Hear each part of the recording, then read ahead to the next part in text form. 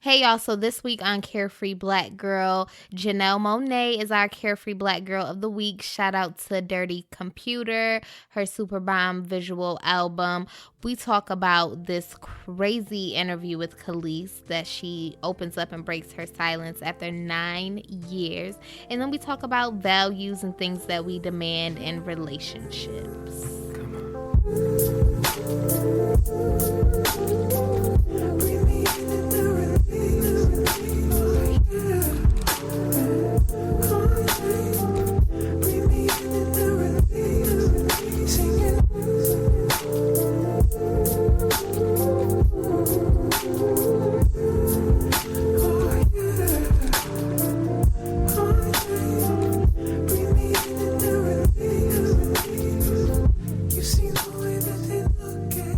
You are now tuned into the Carefree Black Girl podcast, where we discuss everything carefree, black, and girl. Hey, ladies. Hey. What's up? How you guys doing? This is Ivy. This is Daaj. And this is Rez. And you are now tuned in. Once again. But what's up? We have tons to talk about. Let's get into our Carefree Black Girl moments. This has been a very festive ass 2 weeks. Hello. And it came by so quick. I forgot. I thought we was just in the studio we were last weekend. But I think it works well like this. Like that every 2 weeks.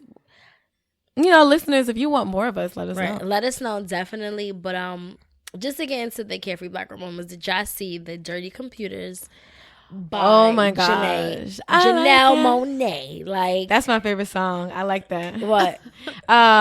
Pink like the oh girl, Pink was oh my god.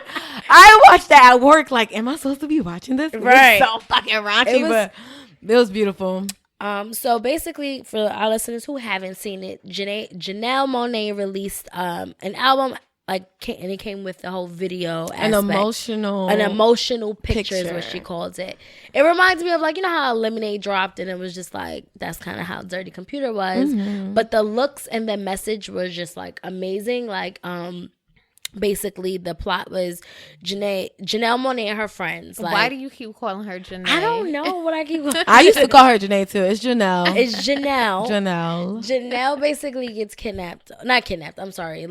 These people capture her, and they're trying to erase her memory just kind of so she could conform to what society deems to be normal. Yeah. And the picture is you're going through her memories as they're deleting them, and it's just so dope. The looks, like I said, that pink, those pants was amazing. The braids, it reminded me of Cranes in the Sky for sure. I love particular video.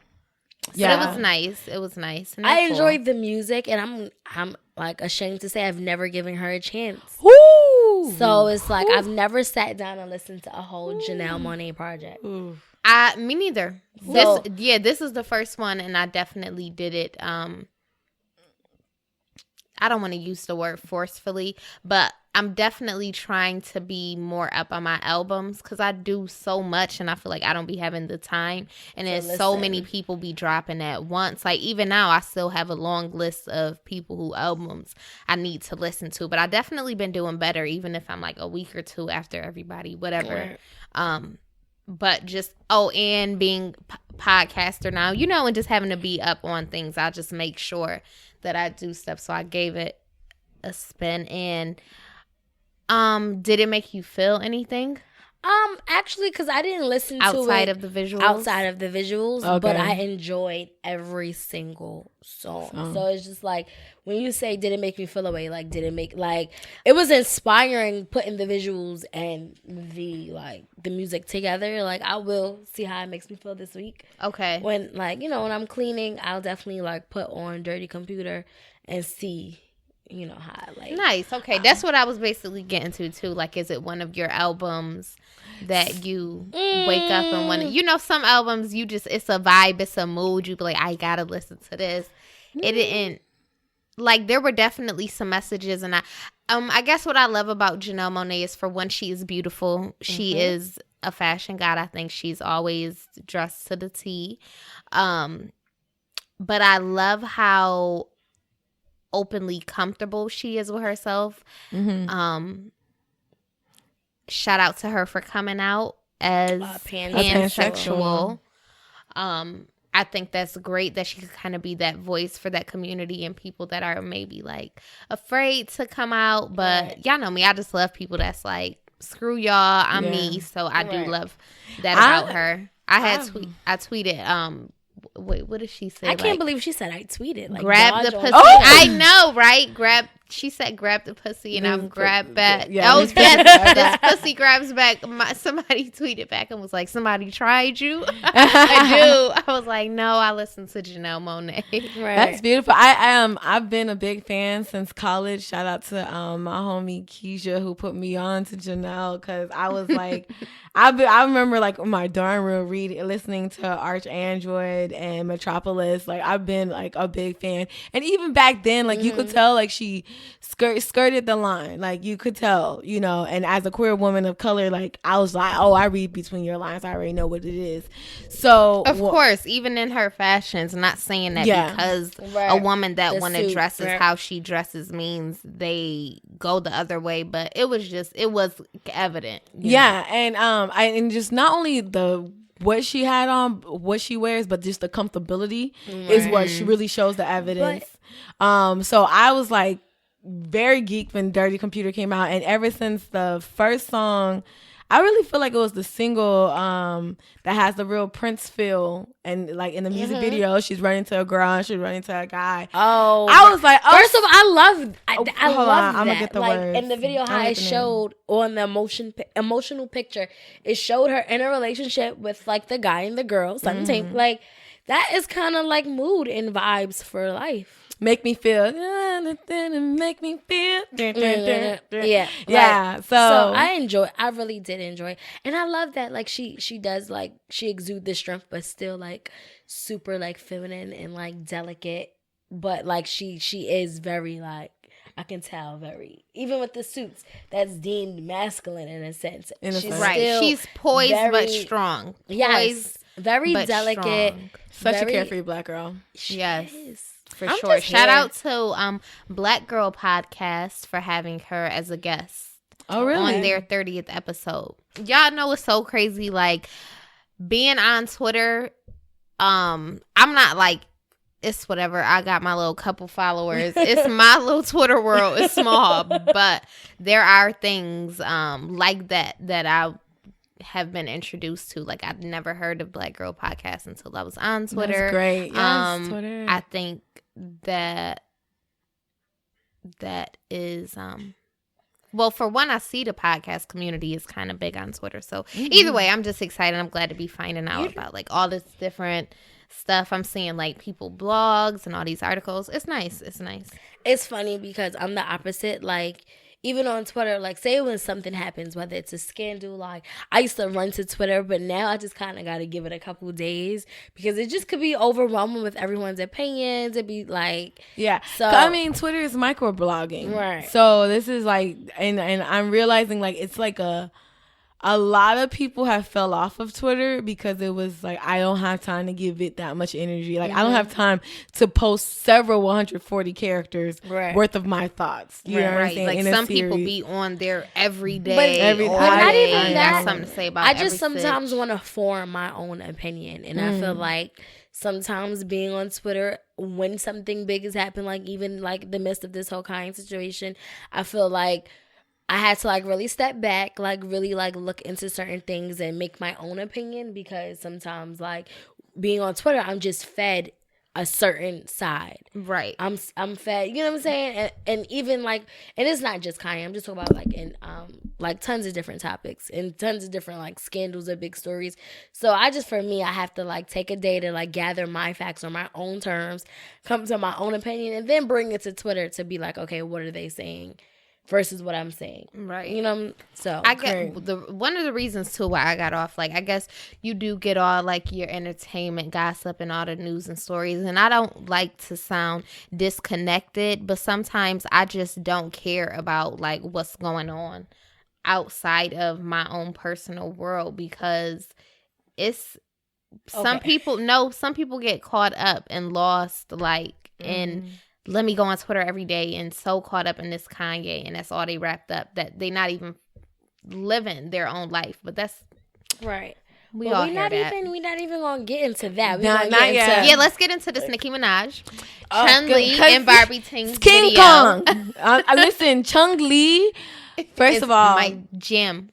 One, I love it so much because I just need to dance. Like I'm about to toe wop every time I hear it. I'm like, that beat when it first dropped before she even started rapping.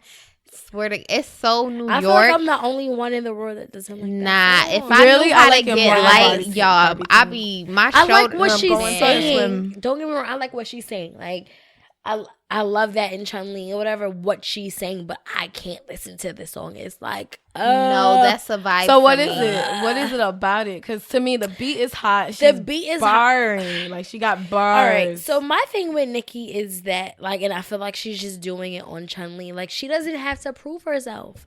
So it's just. But she doesn't. She don't she has to be the like, bad guy. She don't sound like she proving herself. She's saying I'm okay with being the bad guy. That's one thing I've said about her before. Where sometimes she do things like it's never in extra. her music I've heard it, but like sometimes with her posts and the things she say, like it was a time on Instagram where you could be like, okay, Nicki, now you doing too much, or she might post something. But Chun Li to me was straight up like badass. The beat was cool. Like I said, I loved the it. message It was flawless. cool, but sonically, I just don't. I don't Barbie like yes, Ting's it's Miss too. King Kong. Like, literally, I'm about to come out with shirts with Miss King Kong on it. Like fuck y'all. I loved it. I love that song more than Barbie Ting's. I love Barbie Ting's too. I loved Barbie, but and that's the thing. I like Barbie Ting's. See, I love both. I like Chun-Li Barbie. was It's just like I said, Chun Li is just for me, just not it. Like. And that's just my personal taste. The beat, like, that's it's like crazy because it's you know how like everything got all the right recipes, but it's just still not it. That's just my opinion. It make you want to Harlem shake. It make you want to get light. It make you I have like when she posted that Swiss song. Beats dancing to it. It just was. I was like, this is so New York. I love it. Yo, like bravo, Chung Li's about to Nicki. rip I the love summer. it. Like I loved it. I'm sorry. And then because. Like, I love New York so much, and I just love the New York flavor. Like, I loved Chun Li, the song, more, but Barbie Ting's video was better to me because she was, like, being youthful and fun, and she was dancing with her girls, like, and she was doing her mannerisms like New York chicks do they mannerisms. Like, New York chicks mannerisms. Did she get thicker? I loved it. She did. And so, oh my gosh. Like, can I it's kind of crazy. What happened? I mean, y'all know I'm really, I don't think y'all know how gay I am, but like for Chung Li, that cover, my eyes just go straight to her crotch. I just be like, okay. I literally had it on repeat, and I just looked at, that's just where my focal point was. But did you find out anything, or? I mean, I just feel like she's thick as fuck. Like she is. That just the thighs and the meat and just the print, I was just like, my God. I'd be confused, like, where did it come from, though? Because Nicki was not always that she was thick. Of course we know where she comes from. But no, I don't, because besides of the ass surgery. shot, she been had surgery, and she was still...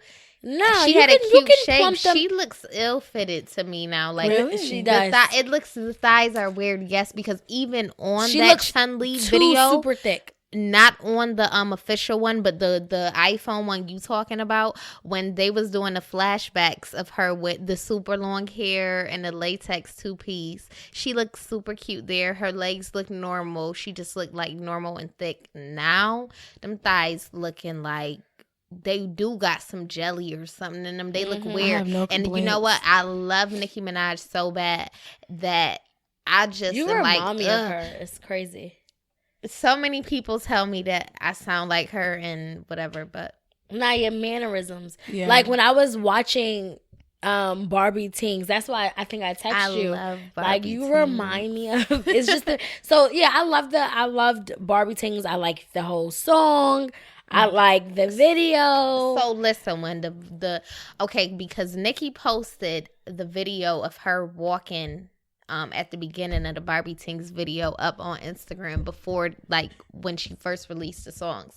And everybody in the comments, not everybody, but majority was, like, body shaming her, talking about ew, your thighs are making me nervous. You look crazy, all this stuff. And she deleted the video off of her Instagram. And I noticed it. And something told me when I refreshed it, it was going to be gone. Because I was like, they kind of going in on her. And Nikki has always the thighs been don't beautiful. look like it matched the ass. No, it's just too big. And because I'm gonna show you. Nikki, it's just like way over exaggerated where like she never looked uncomfortable to me. She always had big ass, but she always looked good. Like it was obviously fake, but she always looked good. She didn't look uncomfortable like how Lil' Kim looked uncomfortable to me. That's where I was gonna go Kim next. Kardashian, but I was just kind of I didn't want to say it because I love Nikki, but this is my disclaimer because I got to keep it real at all times. I love her to death, but I truly wonder how she is in real life and like how she just what's going on with her. And you got to think like how you treat people and like how them two are pitted against each other, kind of Lil' Kim and Nicki Minaj, and people could talk about Lil' Kim looks because that's the only thing people could say about her now. Nicki, them legs do not look good right now. They don't look good right now. Again, and that was all I could think about. I hate to be this one doesn't look. I gotta bring up the video. I was gonna say you gotta bring up the video, and when you see her walking up, it looked crazy. With the Fendi. Yes, it looked crazy. Just like I gotta see the video. You before never I say saw it, Nicki looking like that.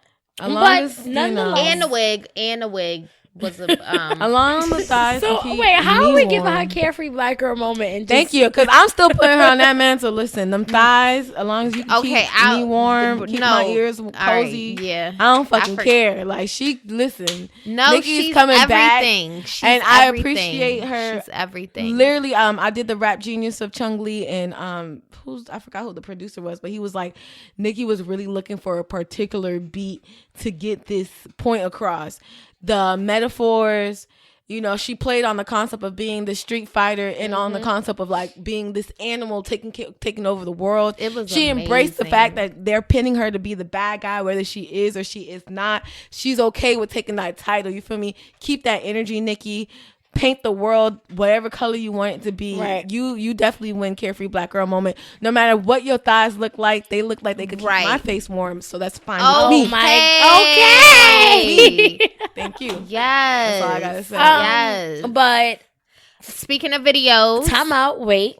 Because Meek is home. So Meek is home. Meek is home. Meek is home. So it's been a good month. Happy birthday to him. We are recording on his birthday. Happy birthday, Meek. Okay, we love you. Yo, that is so beautiful that he's home and one. What he's doing is even more dope. That he had the whole time and that he has now is just like such a beautiful thing to see. I love Jay-Z. I love to see him standing by him. I'm super excited to see this docuseries that is being produced on him. Like I'm happy.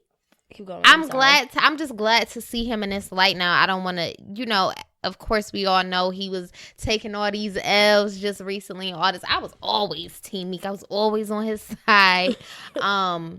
Which is funny now that Drake just popped in my head and just thinking about Rihanna. I don't think she tried to diss him, but media is like what she said about Drake that they're not friends, but they're not enemies. So that's just funny. But it's so good to see this turnaround for me. And I like that, like he came out with a plan and just really to be this voice of black men who are like basically being oppressed by the system. I like that he didn't come home on some let me pop some bottles. Like he said it like I'm gonna give y'all some new fire. I got some fire coming, but it's bigger things that I need to deal with. Though, right? Yeah, no. He should have. No, he came out on some like this is what I'm going through. There's men out there that is in jail that don't have the resources that I have, and it took him 5 months to get out. You know what I'm saying? So I really appreciate that he came out with it like on some tunnel vision. Like like I really got to be the voice of this struggle. So he didn't. I appreciate that. I mean, I am waiting for a first day out freestyle. Me too. But I do like that, he's really like taking this whole thing serious and he's being that servant for us. You know what I'm saying? And to double up or piggyback on that, like I really appreciate like these these big figures in hip hop who are really shifting hip hop to be back to what it is, what it was meant to be, which is a reflection of the Black and brown community and our experience in America. And this is going to allow us to segue to the carefree. We're going to give our carefree Black boy moment to Childish Gambino and his latest video and song. Because I felt like America. that was the best description of what America is. And he especially had such a carefree Black boy, like the way he was moving, like he got the me vibe in the video. whole vibe, yeah, just I'm so pretty, like how he just played. He played on, I guess, the masculinity. Like he just kind of on some Janelle Monae, like. He played with the lines, and I really appreciate it. He not only played with the lines, listeners, if you guys haven't seen the music video, hopefully by this time you have. I feel like he really played on, like, America really is this space, this territorial space where they are pinning things against you. They're giving you guns and drugs, and they're expecting you to still be happy. Or what I got from the music video is that people of color is still... We're still thriving in this space, and that's where you see him dancing and the kids behind him dancing. So we still juking and shit, but niggas are dying, cars are blowing up, we can't live, there's murder everywhere, people are coming into our churches and killing. That scene right there. But despite it all, we're still dancing on top of cars. And in the end of the song, when he's dancing on top of cars, I chuckled because it made me think of Michael Jackson. Okay. And I was like, damn, they don't really care about us, huh? Like, it made me think, it had a very thriller moment with him dancing on top of these cars.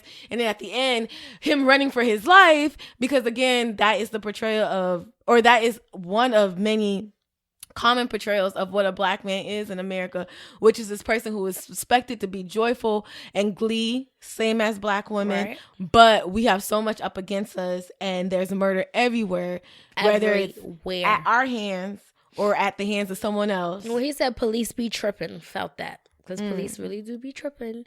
But yeah, shout out to Childish Gambino, aka Donald Glover, aka Childish Gambino. Sir, you said that the next project was not going to be under Childish Gambino, but this song was listed under Childish Gambino. So Donald Glover is his real name. Yes. Right. And what is his name on Atlanta?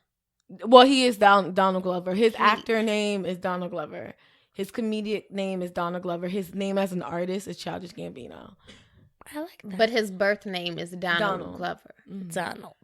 So on the show, he doesn't play himself. No. His character is Ernest. Oh, that's what I was asking. That's what I was saying. What is his name on the show? Ernest, his character. Okay. The last project, Awaken My Love, right? He said that was gonna be his last project under that name, under Childish, and he was just gonna be Donald Glover moving forward. I never really got too into him, and because I don't watch the show, he just always seems such an interesting character to me. I have a hate-love relationship with him only because when he came to Tallahassee, me and my friends created posters and he did not acknowledge them, and that really hurt me. So I love that. I think we was talking about that last episode, how back in the days, we used to do stuff because we was talking about Scream Tour. But today in 2018, I would love to show up to somebody concert with a t-shirt, a sign, the water jug with the beads. That would be so fire. I'm going to right. It just shot me out. Child just gave us like we were on the floor seat. We came mad early. We did our posters mad early in the morning, and it was like he saw through them. Like, he didn't even be like, and I don't know, he added that tour stop, so I know he was hella fucking tired or whatever. A lot of my friends saw him in Atlanta the day before, and it was like, he was really interactive with the crowd, and he was not. So that kind of hurt me. But I listened to Cul-de-sac, I listened to Camp. I've been put on to Childish for the last 4 or 5 years now. Lyrically, he's a genius. So this song to me was the first time I saw the video and heard the song, I was like, 1, Migos was definitely in the studios with you. And 2, y'all probably got onto this conversation nah, let's bring this to a higher level, which is no matter how much money I make, I'm still gonna be running for my life, right? Because I'm a Black man in America. What a sad dope. set. That was a dope conclusion. I like that. Drops mic. Yeah. I literally, that video was clear. No matter how much money I make, I'm a black woman in America. I'm still gonna be looked at as the help. Mm-hmm. And that's just that's just. But you could dance through it. You could juke through it. You feel me? Right. You could juke through it. You could you feel me? You could but that's just what it's gonna be. I'm Henny sipping, that's a fact. And my connects across the map. I fuck it up and get it back. I fuck it up and get it back. I cop the work, then I dip. I sip the dirt by the fifth. Swim like skirt in the whip. A lot of work in the whip. So hit my line, tell me what you need. What's the info? We trade a bag for a bag, then I limbo. I cop the work, then I dip. I sip the dirt by the fifth. Swim like skirt in the whip. A lot of work. Okay, but girl, Kelis. Am I saying Kelis? Yes. Kelis. The beautiful, fashionable Kelis. I love her. I've always loved her. I've only liked I remember what was that song? I hate you so much right now. Right. I have a funny story with that song. Love her. I was on Punishment around that. What year did that come out? I just remember I was on Punishment, we was young. and I used that song. Like I was singing it to my mom, and she was just like, "What did you say?" I said, "It's a song. I hate you so much right now." She was just like, "I don't care who sang it. Don't you say that to me in this house." And then I was just like, "Ah!" I'm like, "Well, Ma, that's really part of this song."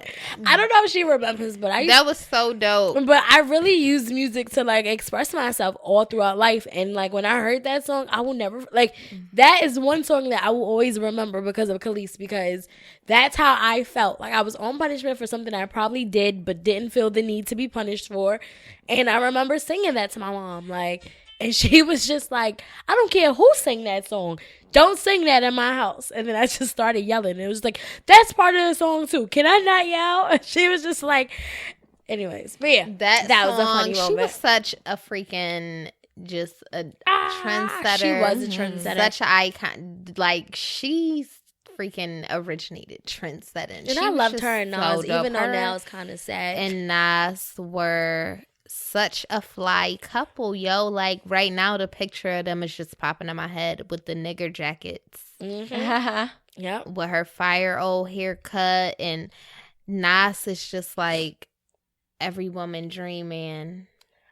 Is that's why when I was reading it and she was saying they had a lot of highs and this really interview lows. Yeah, so basically Kelis went on Hollywood Unlocked and did an interview. Excuse me. So she went on Hollywood Unlocked and did an interview basically breaking her silence after 9 years. Now y'all know we don't really see Kelis too much in the ever. media. I followed her on Instagram, so I see what she does, but it's mostly she's a foodie. She's super into food. She has a food truck. She makes sauces. Her brand is called Bounty in Full. So she's married. She has a 2-year-old child. So she's just living this. She's super content and happy. She's just living this happy life, this happy carefree life with her new husband. But she kind of did this interview because she said, in her words, basically she had just woke up and was just you know what, I've always been super private, but today it's enough, and I just want to share my story. And she basically told us Nas was beating her ass. She said Don't they were say beating each other. Yeah. Don't do that. And I I want to put emphasis on that because it's I appreciate her being a carefree black woman, but still taking ownership that she was fighting back. Fighting. And I'm happy to hear sis was fighting back.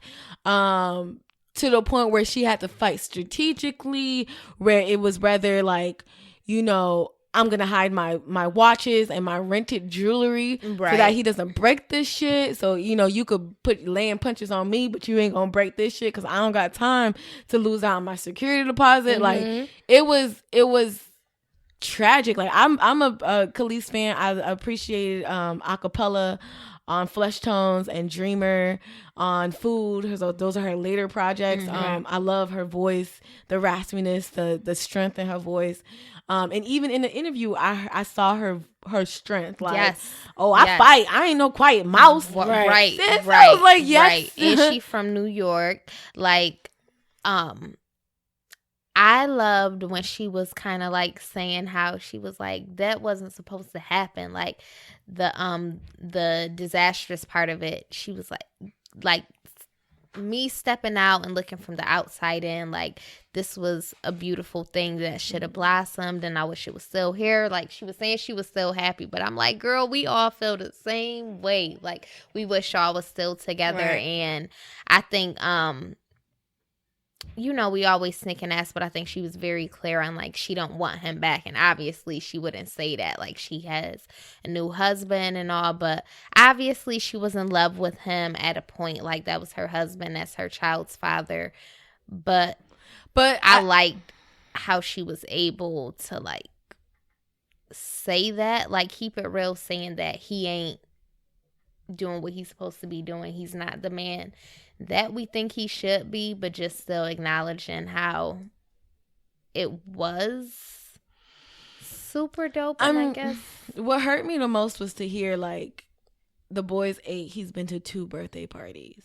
Yeah, he doesn't know where his school is. He called and asked for your address.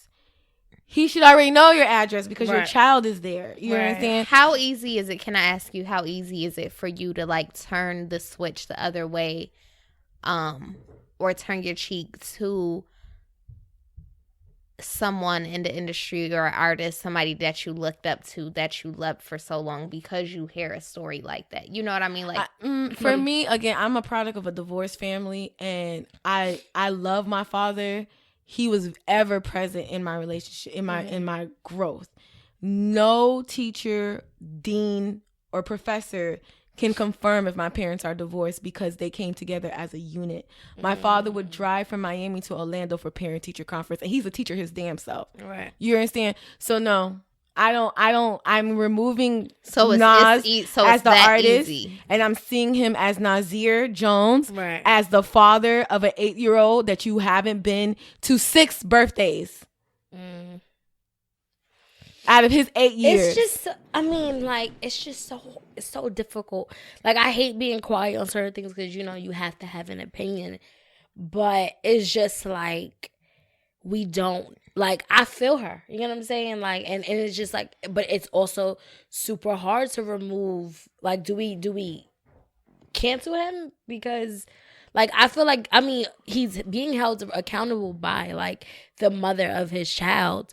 But I don't know. Like, it's just this is a funny line because I'm super against R. Kelly because of, the allegations. So it's just like, why can't I do the same thing with Nas? You know what I'm saying? We do pick even and with choose. Fab. I feel like we pick and choose. We do pick and choose. We pick and choose. We pick and choose, and it is a little different though, because I think I've said this before too, because I hate to say like that it's normal. No, I ain't saying it. It is normalized that in like urban communities or just relationships in general, men beat their women. Or I've even seen but that's the thing. When the Fab story came out, I saw a girl that I know make a post like, okay, on to the next. New York niggas beat they girl. No, they next. do. You know what's so funny? Acceptable. It's not funny. It shouldn't. It's not okay. Time out. But I'm happy that you brought this up because someone recently said that to me. Like, your nigga is going to smack the shit out of you, and I just looked at her like, if my man don't have a question, his hand should not be raised at me. Like, right. You get what I'm saying? And all of them I've never like, that's not normal to but me. It's like, if it happened, people sometimes it just like, oh, it's another one. Because who's to say these ones that we hear about, okay, but then it's just to be like, I'm pretty sure every rapper done slapped their girlfriend. You know what I mean? Like, it's not okay. It's not okay. All. And I don't think we should. Listen, the fact that this woman was literally the moment like my heart dropped in the interview was when she was like, yeah, the situation came out about Rihanna, Chris Brown, and I was looking at the news. I was covered news, in, right. and he was looking at me and I was looking at him, and it was just the silence on like, are you gonna to me, that was just like, fuck. She was like, I had bruises on my back at that time. Rihanna, and I'm looking at Rihanna and I'm looking at myself. But how many other women were in that same There are situation? many women who are in that same current present time, whether they're a celebrity or not. Exactly. And it is for us as within the urban community to say, one, this is not acceptable, and At two, all. how do we change this? Do we change this with the women? How? The women are not beating themselves. We change this with the men. Yes. The men have to start first. Men have to work with other men. Men have to, because there's a sense men of have to be like held, like you have to be. I feel like women, we hold each other accountable. We do. We call More. each other out and we tell each other when we're wrong.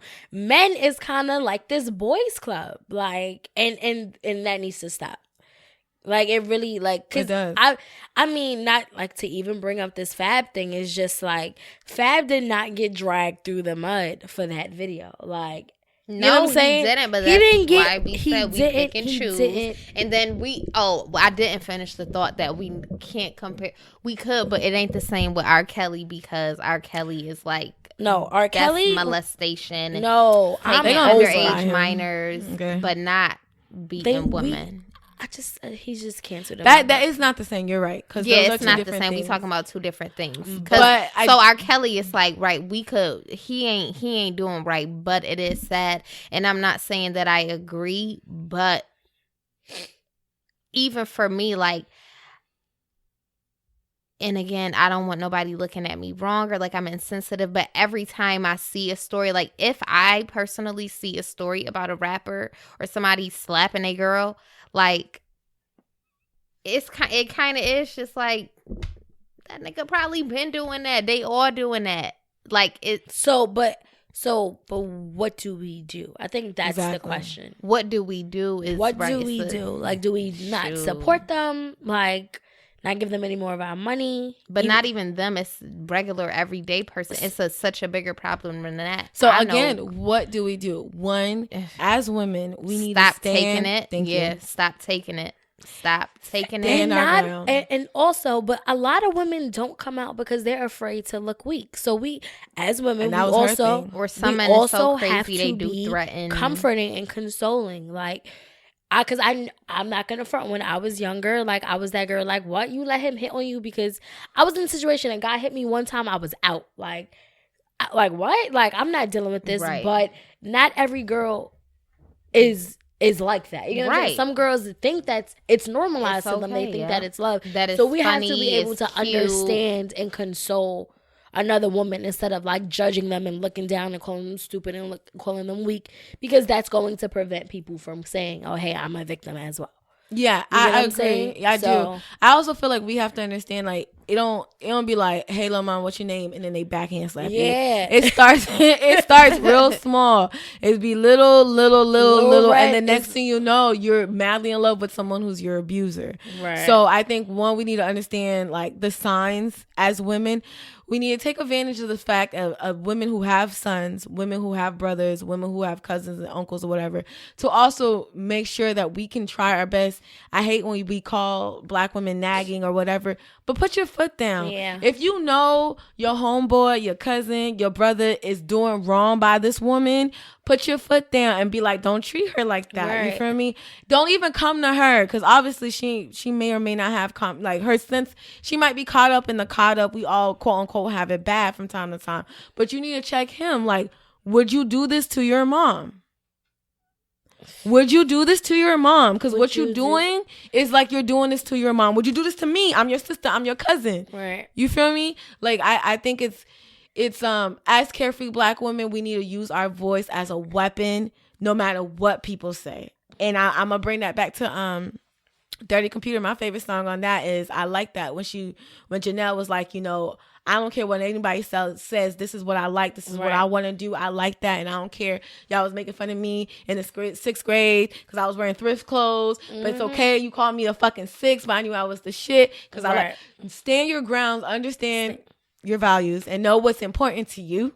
You feel me? And just like, and what's important to the peers around you. I think Kelis is coming in and she's using her voice as a weapon because she's like, I'm tired. Right. So I hope. And I'm just over, like, just the abuse of black women. Like, we are the most. Men need to protect us. Like, we are the hidden. So are you still a Nas fan? Well, the funny thing is, I was always more of a Jay-Z fan, so it didn't really care. Nas got bars. But he's fine, and I'm never going to say that he's ugly. Like, I think that he is beautiful. I'm a fan. Even though he's short, I have a question, because she was like, I'm 5'11". I was like, damn. Yeah. Said she 5'10". Or 5'10". Sis, I'm like, you like literally a good half a fucking foot over this dude. Like, easy. He's fine. He's fine. That smile, that he's so smooth. You know what was so funny? That too? mole on she his threw Nicki Minaj. She was like, even Nicki ran away. She's like, even Nicki ran away from her. I wonder what really happened though with that split. I wonder who left who, because ain't nobody leaving. Nas like, no, I'm just saying, I don't know.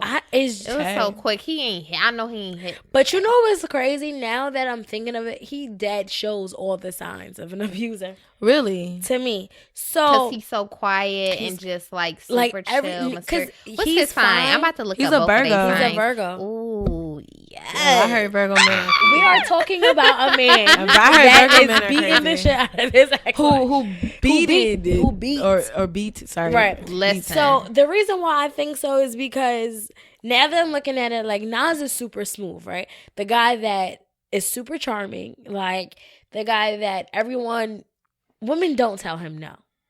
I feel like okay, keep and going. It's just, I feel like the guys that usually are like abusing women are the ones you least expect. Oh wow, Kelis is a Leo. Oh my God, it was a combo. Yeah. So it's just something about his mannerisms that's just like, you know what? That seemed very controlling. We don't know what happened, but I'm going to congratulate Kelis for being a strong, black, carefree woman, for speaking up, speaking her truth, working with organizations to help other women speak their truth, because at the end of the day, the relationship is over, but there's still a child involved, and that's what triggered everything. And this not poor, but this 8-year-old deserves proper justice. He deserves to be loved and have, custody shared between his parents, but unfortunately that's not even his will. That's in the will of the court. And at the end of the day, Kelis' point was like, I'm going to court, I'm paying court fees, I'm doing all these things for somebody who all of a sudden wanted to become a father, and this happens on a regular to other women who cannot afford all of this. All of a sudden the homie wakes up and he realized, like, oh yeah, I got a jet, I should be there for little homie. I gotta be dead ass with y'all. Y'all know where I'm from, Miami. I gotta be there for bruh. Let me pull up. Oh, I can't pull up. Why I can't pull up? And it'd be like, where were you? Right. Where were you when he was pooping and shitting everywhere? Where were you when he was But she crying said for me? that she was like, nobody want a 2-year-old, nobody want to be around during that time being an actual parent. But now that he's about to be 9 and he's this smart, intelligent, super fun kid and he's cool, that's when they want to, come and be around. Not when it's hard and he got to go to the doctor, but when he could go to baseball games and be cool and be a little mini me. Now you want to have him I around. definitely understand, because I'm not a parent, but kids under 5 blow mine. So I'm sorry to make that joke, but I mean, like, it's real responsibility. It's real responsibilities. I want kids because I just think that's just part of life. But I'm not pushing out 10. Like, give me a solid 1 and I'll be okay. Matter of fact, I'm lying, because I said I wanted 4 at one point. Wow. But I want to be financially able to take care of them. Like, I don't want to have a kid and struggle, like, at all. What about you, Rez? I don't know. Recently, I've decided I don't think I'm going to have children just because the way my life is set up. I just don't know. It's just kind of difficult. You just don't wake up and fuck a girl and end up being pregnant. So I can't. It's like a lot of planning, and I got to find the right chick. But I would, because I used to be a substitute teacher. I used to be a tutor. So I love working with kids. I love teaching them these life lessons and watching their minds grow. And I think I'll be a pretty cool parent. I know my son is probably gonna hate me because I'm gonna be very hard on my black son. I hope to have one and teach him I don't care who you fucking, you make sure you throw away the trash if you get your dick sucked. I'm playing. Girl, I'm gonna be the same way. My son gonna be on throw away that point. trash. My son gonna be on point. I'm gonna be you come to her house, you bring something. Don't come empty-handed at all. Be a man. Milk. Be respectful. Milk, bread, cheese. Don't spread yourself thin. Be 100 at all times. So, but that was actually, boy. What I said I do want a beautiful black boy. I love kids. That's my thing. If I want my son to be like midnight from the coldest winter ever. Oh my god. Oh my god. Just all right. Fine. But yeah, again, so shout out to Kelis for doing that. And damn, I had a fucking point I was gonna say. But I hope that the custody battle goes out well. I know that's hard. Again, product of a divorced family, so I understand. Too. I hope he see the interview and I know he probably salty too at times because she's great. Kelis is fucking bad. Right. She's awesome. I hope he just see he a Virgo. Oh my god. I hope he see the her interview and he just hopefully it touches him and he just learn to cooperate and takes in her message that she's saying. If you want to be there, I'm willing for you to be there, but genuinely be there and don't think you can be sometimesy and don't think you can regulate things. And I hope that he sees that he just all right, let me just cooperate. I think that him coming over for Thanksgiving and them being able to all be there in the room, I think that was super dope. Super dope. Effort. I'm just here. Effort. I just want celebrities to just step up because before you're a celebrity, you're a parent. So, or you're a person, and you're a person. So Nas, get it together. Because we was all rooting for you. Okay? I know. We got put on my Tyra rig. You was such a fine man. I always felt like me and him would just click. So I don't know why. I ain't trying to click with that. I'm not trying to claim him, but I'm just saying that I always just his vibe is just so smooth. Him and Jay-Z, they're not the same person, but they give me similar vibes as far as that boss and just chill, secretive, just do them. And yeah, I just pray Beyonce don't come out. Always so fine to me. Honestly, honestly, I feel if Jay-Z was an abuser, you would have saw that in that elevator. Yeah. You would have saw it in the elevator. You can't tell me. I really I know a lot of real niggas was watching that video Solange would have got backhand slapped. Yeah. I think she Jay-Z kicked and he held that foot like a football, yo, I got it. Okay, you feel me? He put the foot down. She spit at him.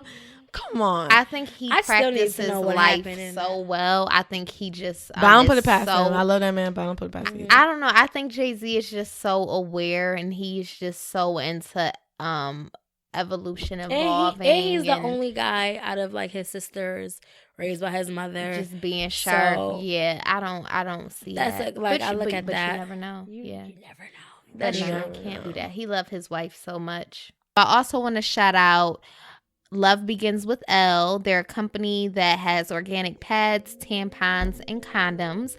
You can subscribe on their website, thisisl.com, and get a free box by using our code CFBGPod. Black and mild, bitches want my spot, but it's gonna take a while. Ghetto green, bacon with my beans, I don't fuck with lean. I am just a nigga, you can't pay me to be more than that. That it cause my body by the biz and I ain't mad at that. I can't trust a nigga cause he rather be on top of me than at the top of me. So I'm so low cause I gotta be. Know a pretty hoe who rolled a tree but she don't smoke the tree. And that's the only reason I be letting shorty roll with me. So, ladies, I have a quick little exercise for our Get Free Okay. segment. So get free with me, your girl Russ. So I have been going through a lot of like transitions in my life, and I've been working on self. Okay. Not the DJ, me. And I think like everybody talks about, oh, you got to learn how to love yourself, but people don't realize how much it's a journey, because for you to love yourself, you first got to know who you are. And it's sad. Like, it's not sad, but the reality is you don't ask to come to this world. You don't name yourself. Mm-hmm. You don't pick your parents. You don't pick your living environment. You don't pick your social economic status. You just show up. Right. And have to deal with the cards that are being dealt. So I actually had an opportunity to mentor 6th and 8th graders on Friday from the Urban League. And I told the 6th graders, like, take this time in middle school before like your life starts like spinning out of control till you just get to know yourself. Mm-hmm. And am I normally a follower, or do I like to do my own thing? Am I a loner? Do I like people? So in the process of me getting to know myself, I've dabbled into numerology. Okay. So I want everybody, you, Daaj and Ivy and myself, we're going to do our life path numbers. Few folks who know about numerology is the study of numbers and the concept that there is meaning behind numbers. I think it's a really big thing. Numbers have always been big to me, especially because I went to like an international school, and I understood the difference between Roman numerals and Arabic numerals, which is what we use now. And just like, how were we able to form numbers as a people, and then like the legacy behind it. Life path number is actually the addition of your birthdays. So you add the day you were born, the month, and the year. And there's meaning behind every number. So I sent you guys the link, and I could post it. Right. We're gonna use a calculator from 7thlifepath.com, and we're gonna calculate our life path number. So ladies, I know you guys, I'm gonna give y'all some time to pull it up, because I got mine. You don't have to say your birthday if you don't want I got to. my life path number. What was your life path number, Ivy? So my life path number was 33, which is a very rare number. It's a very nurturing and responsible number. I don't know about the responsible. I'm getting there, though. Okay. It says 33 is the master teacher. This individual's focus is on reaching the world and uplifting the loving energy of mankind. They are not concerned with personal ambition and have great devotion to cause. Life path number 33 is this number has a high energy and is concerned with doing good in the world. I think that's pretty accurate as far as like the high energy and being concerned with doing good in the world. It's funny because I just thought that it was just basically how my mom raised me. Like, she's just a giver. She's very compassionate, and I feel like she instilled those values into me. So to see that, 33 is the master teacher, it kind of just like it just kind of like confirms everything that I felt about myself and like my place in this world. Yes, amen. So, master teacher. Yeah. Master teacher. All right. So, all right. So my birthday is August 24th. I'm a Virgo. Hey, Virgo. So my life path number is 8. Okay. So, those with the life path number, I'm gonna just read this. Those with life path number 8 tend to be a better judge of character and attract the right kind of people to work with you towards your vision. This makes you a natural executive and excellent in the business or political arena. You have a need for success and a strong desire to be recognized for your achievements. This leads you to not feel safe unless you have found a way to establish financial security, and because you are more likely to consider status important, you may be tempted to live above your means. You should also pay special attention. You should also pay special attention to telling and showing your loved ones that you care. Being a good provider isn't the only way of doing this. It is difficult for an 8 to take advice. When they make a choice, they must feel it is their decision, not someone else's. As a result, they do tend to learn the hard way. 8s are very honest, and by being so blunt, they unintentionally hurt feelings. Although they can sometimes appear insensitive, what is going on inside them is the exact opposite. They do feel deeply about everything that goes on in their life. people with the life path 8 are born with natural leadership skills. If your life path is an 8, you are very ambitious and goal oriented. You have strong organizational skills and broad vision, which makes you successful in business. And that is so me. Really? What about it? So for one, how it started, like it said you tend to be a better judge of character and you attract the right kind of people to work with you towards your vision. I feel like I know everything. I feel like I could read people, and I definitely feel like I have attracted a good tribe around me to work with. Definitely even y'all, you know, I feel like I got the right people around me. And then it's basically just going into how I'm like, so it's so important to me status is so important to me and being successful. And that's so me. That's like everything that I'm working towards. And, I want the popularity and the success. And then the end, it kind of just wraps it up and say that I'm a natural leader. And that is definitely me. Like, when it said the financial, I'm like, oh, that's definitely done. Yeah. When it was like, you need your finances. And then it was just like, you may tend to live above your means because you need the status. Like, yeah. And then leadership. I am here to put people on. What about you, Ivy? Like you said, it all aligns with you too, right? So mine's definitely that. As far as like, it focuses on like,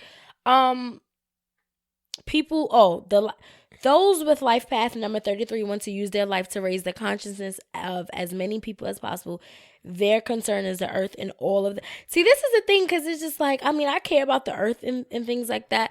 I just kind of want to just like show people through how I live more so, like, you know, just healthy ways, just to be happy, to be responsible. But for the most part, it definitely aligns with my whole path and how I am as a person. Like, I've always gotten that, like, your energy is so dope, or like, you're so nice, or whatever. So, and I'm the master teacher. Like, I'm always trying to include people and trying to like get to the bigger picture and make things happen. So yeah. Cool. So my life path is 7. And I looked on, again, we did our calculator on 7thlifepath.com. And I would say Astro Style is like a place that I always go for my horoscope. They also have some numerology. I'm going to read my life path from Astro Style, just to shout out multiple sites that you guys can go to and learn more. So 7, your purpose is to develop spirituality, data-driven analysis, intuition, trust, and openness. And it's funny because Daaj, you and I are both Virgos, but I'm a 7 and you're an 8. So it says, understand that these themes will be reoccurring issues throughout your life. Your life path number indicates what you're evolving into, developing, aspiring towards, and learning about. So while you display innate gifts and talents in the areas of emphasis, you'll also experience some consistent obstacles as you master your life purpose. In alignment, so, you know, I'm data driven, refined, truth seeker. Out of alignment for me is like critical, obsessive, secretive, which is kind of true about me.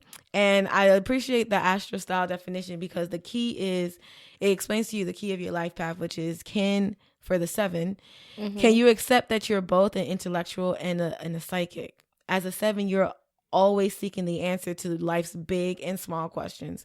You live mostly in your head and tend to intellectualize everything. You're learning how to manage and understand the emotional side of life. You're actually quite a sensitive and emotional person. Yet that part of you feels foreign. Understand that you're on a different wavelength than most people. You're great with any career in time, research, science, data collection, computers. Yet you can also feel the pull of your more intuitive sides and be drawn to healing arts, metaphysical thought, and self-exploration. Lastly, it says you're here to be a truth seeker. Your life is spent developing and acknowledging both the left and right brain. When you tap into both of your analytical brain and your intuitive brain, you're at your most powerful. You're on an intellectual journey seeking to know who you really are deep down at your core. You need alone time. So, yeah, I think that's cool. I do feel like, yeah. And it's funny because I would need alone time, but I'm always surrounded by people. I'm always like in the midst of it all, you know, and this is kind of like showing like how to balance what I need and what I want and what I need. Because I do need more alone time. When I'm alone, I can get things done. I can focus. I can da-da-da-da-da. But people are attracted to me. Like, people, like, be wanting to sit next to me. And I'd be like, I really just want to read this book and be by myself. I just want to be by myself. So it was cool to learn this and go into numerology. And for those who are, like, interested in learning more, you have your life path number. You have your attitude number, your personality number, where you can calculate your name, whether it's all the consonants in your name or every letter in your name, and figure out who you are. And not figure out who you are, but the number that is associated to you. And then, you know, let us know if you feel like it resonated. Okay. Or not. Like, my attitude number is 2. And that means, like, I'm a really good partner, and that kind of makes sense. But then my life path number is like, nah, bitch, be alone. It's not like, what am I supposed to do? Right? And it is not for you to, these are not things for you to dictate your life. This is something that's supposed to give you an aspect. Right. It's a general aspect, just like horoscopes. Yeah. So with horoscopes, it's like, I mean, I'm a Gemini, so, like, it comes with a lot just being a Gemini. Do you feel like you honestly are a Gemini? I honestly feel like I'm a Gemini. Like, even and when I watch other Geminis, it's just like I understand them. Like, it's no balance with us. We're two ends of the spectrum.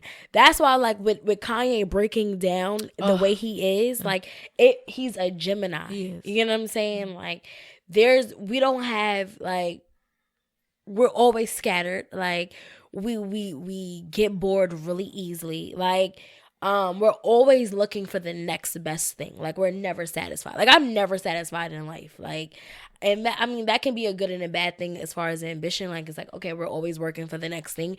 But it's also like, bitch, calm down. Appreciate what you have. Like, so, like, I mean, when people, they see Geminis, they're like, oh, Geminis are two-faced. We're not two-faced. We give you we're a mirror to what you give us. And we're extremes. We're two extremes. It's no balance. So if you're on our bad side, we're going to take it there. We're going to take it to the most extreme level. If you're on our good side, we're going to be the best person ever. But we don't balance well at all. Like, I have a lot of friends who are Geminis. I talked to one girl who was a Gemini. It's a lot, like, and I could never do it again. And I was like, "Oh, okay, cool." It's definitely a lot. I had one of my best friends used to be a Gemini, and out of my crew, I was a Virgo, Pisces, Libra, and a Gemini, and me and the Gemini just. We're very moody people. I'm very good well. friends with Gemini. And see, that's the thing. But we are like the life of the party. Don't get it. Like, Geminis are the life of the party because I feel like Virgo's the life of the party. Virgo's honey. Y'all just more so. I feel like if we talk about parties, no, Virgos throw the party. That's also true. Like, I do feel like there's Virgos a sense of throw organizer. The party. I'm telling you, Geminis are the life because our energy, we're just always just that free spirit, like the perfect party. And that's the funny thing because the reason I was like, oh, do you really feel like you're a Gemini? I don't really carry traits of a Virgo, right? Okay. So, and then I'm again on this journey of understanding who I'm self. So I'm no longer trying to box myself into like, because you shouldn't just box yourself under your sun sign. Right. You shouldn't so I'm like understanding what my moon sign is, what my rising is. Exactly. And that's like, I've been looking into that too. So it's just like my sun sign is a Gemini, but my moon sign is a Sag. Oof. And that makes so much sense with my, like, the way I detach, the way I'm not like it nonchalant. Like, it makes, that's why, like, it's just like, okay, I really am enjoying like looking into like doing the charts and just like, wow, like, this is why, not this is why, but okay, like I'm learning a lot about my characteristics. You So know what I'm saying? I'm hoping that we're encouraging listeners to like dig into yourself here. Get free by getting to know yourself, because the more you get to know yourself, and you can pick and choose. Like my moon is Leo and my rising is Aquarius, which is like confusing as fuck. But there are some things that I'm like, this resonates with me, and the reason why it resonates with me because I value this.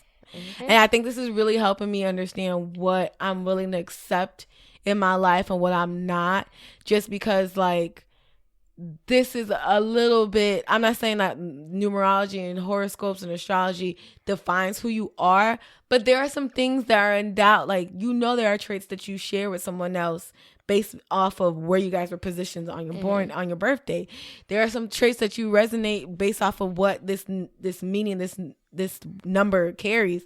So, you know, dig into it and just be like, okay, no, this is not for me, but this is for me. And this is for me. I accept that this is for me. And this is who I am. And moving forward, now I know how to move. Right.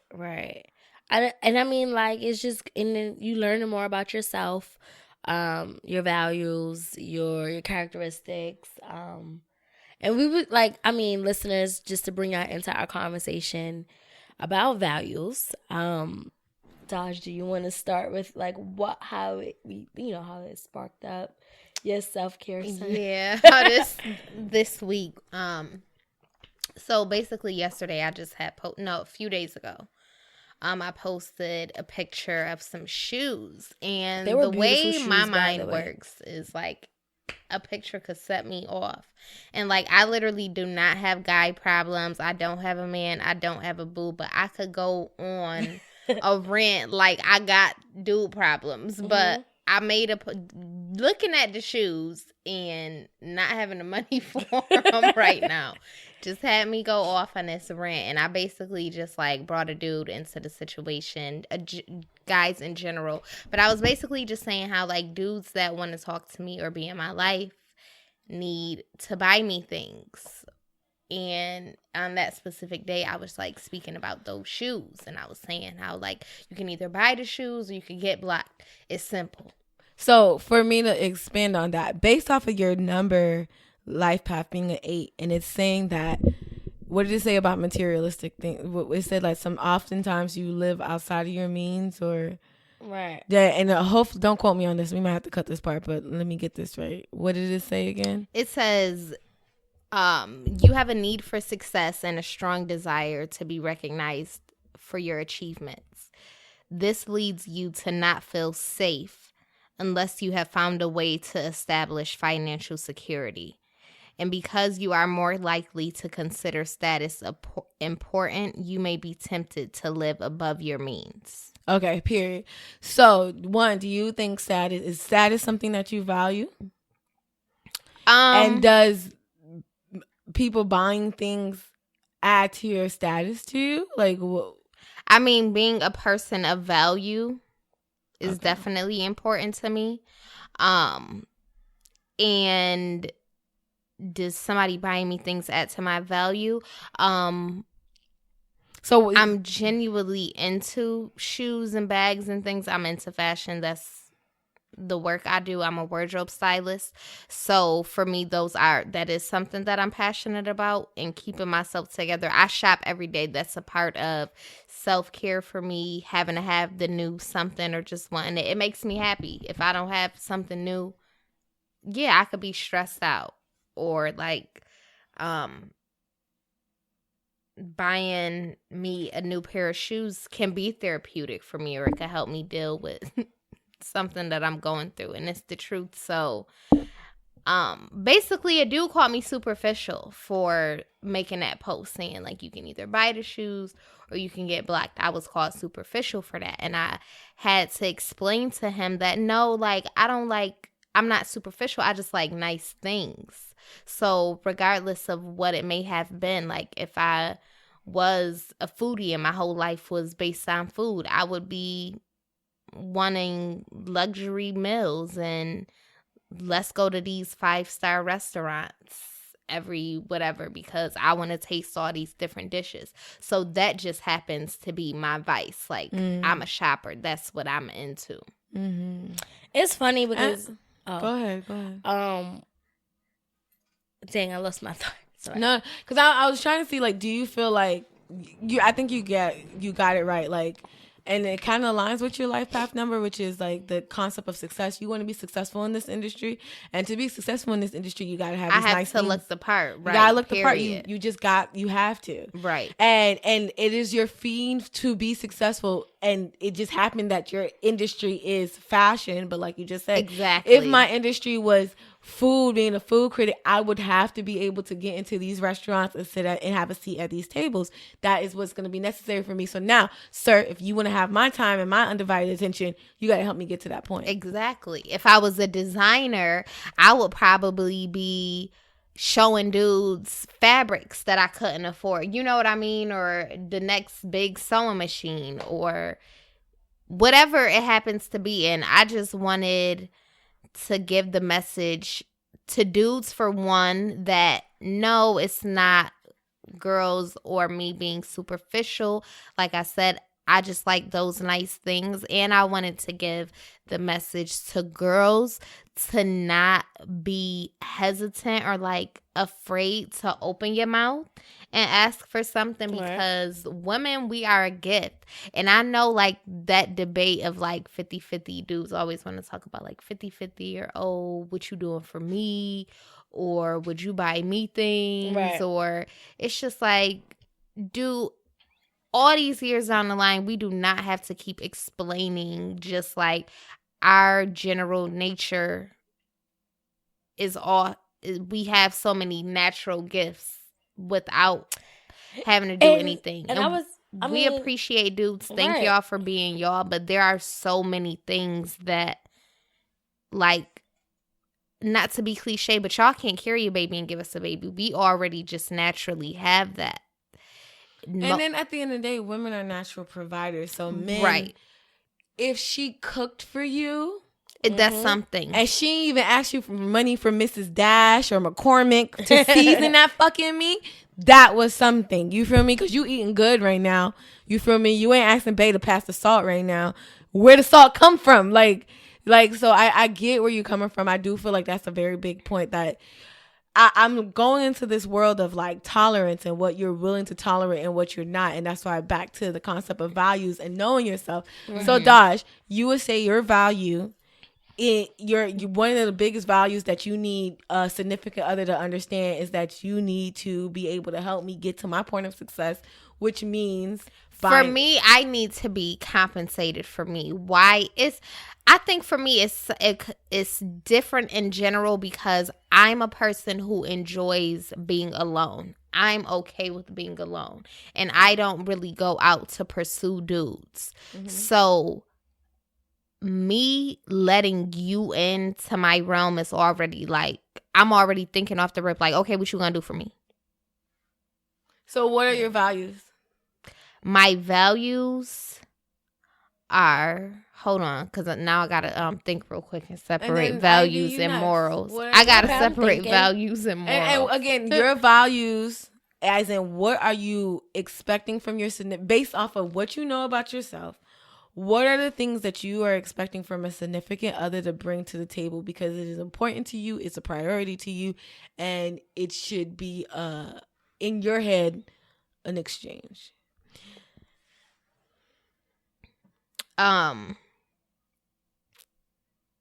So I value, I'm trying to answer this question right. Because I know like values, it's like personal beliefs, right? Mm-hmm. So, I do, like, as far as partnership, I do definitely think it's not even 50-50, it's 100-100. Mm-hmm. I do believe that the man is the breadwinner. However, like, watching my mom work my entire life, so I know, like, okay, like, I do have to bring something to the table, and it's just not like, let me rely on this guy for everything. However, like, as far as like liking nice things, we're gonna love each other differently. You know what I'm saying? We should love each other with the same energy, but you buying me nice things. First off, my clothes cost way less than men, so there's that. So it's like, it's cheaper, it's financially easier for you to buy me things that I want. But so is that what you value also, is someone buying you nice things? I like nice things. So I think that like, it's not even, it's outside of it being a value. I think it's just like a known thing. It's not. I value every respect. girl doesn't want that. Every girl doesn't want every that. girl doesn't. Yeah, every girl, not even want. Every girl doesn't require that. Right. And I'm not saying that I require you to buy me nice things. However, and then you have to define what nice things are. So I require that because I'm not dating you and you're not buying me nothing. Okay, but everybody's situation is different. But at the same time, Daaj, it's you have to be able to. How are you? Like, okay, so all right, but that's why I said it's different too, because like I said, I could be over here by myself and content, working hard to get cross my own stuff off the list. Right. So the fact that you're disrupting my peace and I'm allowing you, because like I said, I didn't pursue you. Mm-hmm. Then I need you. I feel like I could be 100% over here working on getting my stuff for myself. If I'm allowing you to come in, that's pulling me away from what I should be tuned into. Mm-hmm. So then give me a reason for me to be over here. Right. So and then I think I see where you're coming from, because now, Daaj, you, as you speak right now, are in no pursuit of to be in a relationship. Right. You're like, I'm good over here. If you want me to entertain you, you have to exchange this. There are listeners that we have who are seeking a mutual relationship. Like, right. I'm gonna bring you my time and my attention, and in exchange, So my question again to you is, now let's talk about Daaj, who's ready for a relationship. Daaj, who's actually like opening herself up, because granted, you cannot be on your grind. It's not that you cannot, but it's difficult to be on your grind and focus on you personally growing yourself, your brand, and be in a relationship at the same time. There are times when women don't be afraid to be like, right now, I cannot date. Mm-hmm. I cannot date right now because guess what? I got grad school. I cannot date right now because I got, I'm trying to build my brand. I cannot date because I'm trying to get this project off of the ground. I love that you're saying that, because I literally say that to people and to dudes, like, I don't date. And I don't think they understand that 100% you could be telling the truth sometimes. Like, nah, I just don't date. And sometimes they be acting like you saying something so far-field, you speaking a different language. Like, what? You don't date? No, I don't date. Like, I don't have the because guys just be so caught up thinking every girl wants them and needs them. Like, no. And it's not like, bruh, this ain't doing nothing for me. And then because my mind is so not looking for love or whatever, niggas just be bringing beef to the table. You're right. It's just drama. That's why guys, to me, and I wasn't talking about that kind of beef, but okay, that's cool too. Oh, well, no, I don't have beef at all. I was saying, like, guys just bring beef. Like, the money? No, their peace. Like, all they bring to the table is sex half the time. Like, I'm good on that. Like me. Yeah. I don't know. I feel like they're to me energy disruptors, and I would love to find no. That's what I'm about to say. Yeah. Not all of them, and clearly I ain't found one that ain't disrupted my energy yet. But so I would love a man to come and be not an energy disruptor, and then maybe I won't be on him about getting me something, because then I feel like he's a peace of mind for me, and then that's something that I can take then. But for somebody who, if you ain't feeding my soul, you gonna be feeding something. You gonna be feeding this closet. You gonna be feeding something if you over here. But like, maybe if you feeding my soul and you rubbing my back and you talking to me, you putting me on, you helping me, I might not, I might take that knowledge, that mind you got, I might take that for them shoes instead. But if you not here and you just bother me. So okay, we gonna get back to feeding your soul, but I do feel like what's clear here is that, Daaj, you're not in you have no aspiration to be in a relationship right now. Therefore, nope. And even if I did, I still want nice things. Period. Okay, so you value nice things. And then Ivy, with what is your values? Ivy, you still haven't been able to say, like, Like, what do I value? So, like, as far as in a relationship or just in life? In a relationship specifically, but you could go into broad. So, as in a relationship, I definitely value, like, loyalty, trust, stability. Like, that's just, and that goes with, I mean, into financial stuff. Like, before, I need to be able to see that you can take care of yourself. Like, I am not dating no guy that can't take care of himself because you can't take care of me. And to me, like, how I take care of my man is, like, if I'm not able to provide financially, like, you'll never go hungry. I always make sure you got something to eat. Men, they really like going to doctors. So I'll be that person that's making sure, like, did you go to the doctor? How's your body? How's your mental? Like, I feel like I kind of, like, provide more of, like, that emotional aspect. And that's what I value. In exchange, but I do value someone that is very responsible. Someone's a leader. That's important to me. Like, I'm very strong, but I need a strong man as well. And friendship, trust, time. Like, it's so many things, like, other than just money, but you have to have that. Like, but just to play like, okay, if you ask your dude to buy you a pair of shoes and he say no, or he look at you crazy, I need a reason why. Are you gonna be looking like okay, is that gonna be an issue? It is, right? It'll be an issue. Don't push that on her. Let her. It depends. Like, if I say, hey, babe, can you get these shoes? Like, I'd rather the man just buy the shoes instead of me asking.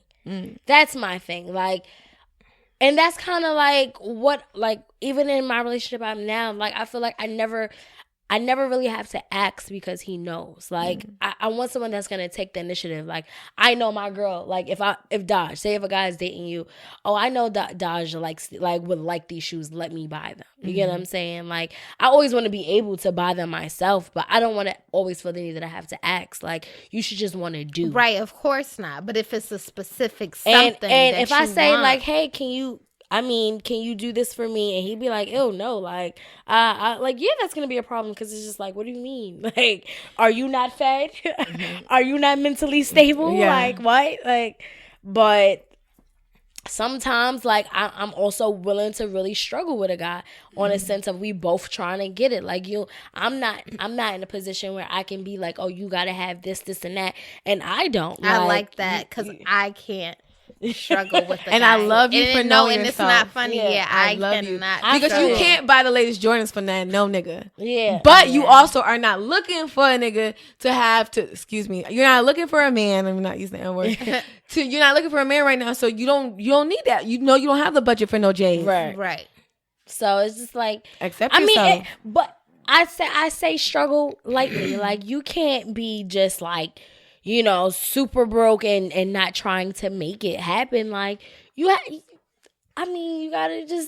be okay, and just trying to get to the bag and really, like, making sure you're straight, I'm straight, right, we straight. I ain't perfect, and when it comes to that, because I didn't see that, I didn't see like a couple being built up together and I just see their success story together. I always like.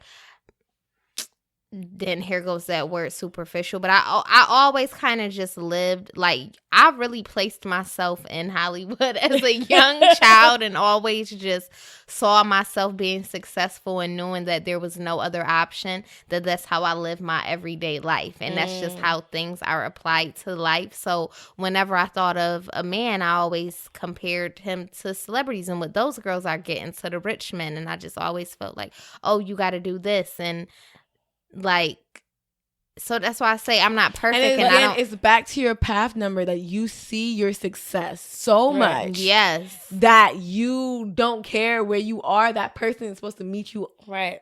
They're supposed to be at the top of the hillside. Exactly. No matter the fact that you still climbing up. Exactly. You know what I mean? The funny part, though, is like when I was dating, like before I got a boyfriend, I was like if I was just dating you, like, and you was just in my life, bro. That's also true. Like, that's the weird thing. Like, if you're not my boyfriend, bro, can you give me this? Oh, you can't? Okay, I'm gonna see you later. Right. You know what I'm saying? So it's all different. Because like, I have a guy, like, right now who is somebody who I'm, like, very, very close to. And I don't want to call him when we were like dealing with each other. He wasn't my boyfriend, but he was my man. Y'all funny. He wasn't my boyfriend. He was my man, and now he's kind of back around. But we just cool. We just taking things slow or whatever. But definitely with him, like I still ask for stuff. Like I'm still like, nah, I need this. What you gonna do to get it? But there are times, right? Like if he don't got it or whatever, I'll be like, all right. Like, or if he be like, let me, whatever. Like even so it's different. So for me, like when it comes to like values, I am not. You know, I had said a couple episodes ago, don't go be in a relationship if you're broke, and I'm gonna stand by that. It's actually the very first time I've ever said that because.